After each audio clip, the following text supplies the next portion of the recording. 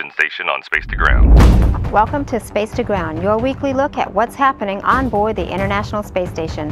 I'm Amika Cowder. Orbital Sciences attempted to launch its third resupply mission to the station on Tuesday, but the Antares rocket suffered a catastrophic failure shortly after liftoff. An investigation to find the root cause is underway. In the wake of the Antares rocket failure, several cargo ships continue to ferry supplies to and from the orbiting complex. After a successful launch and 6-hour trip to the ISS, the Russian Progress 57 cargo craft arrived and docked to the space station with a new delivery of supplies for the Expedition 41 crew on Wednesday. Clearing the way for this new supply ship, the Progress 56 departed the ISS on Monday. The cargo ship backed away to a safe distance from the space station and will undergo 3 weeks of engineering tests before it deorbits on November 19.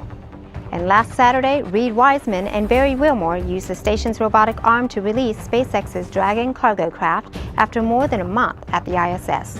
The ship splashed down in the Pacific Ocean, returning more than 3,000 pounds of cargo and science samples.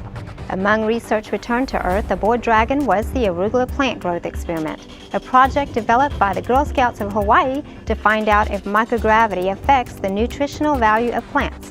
Their findings could contribute to eventually growing food in space.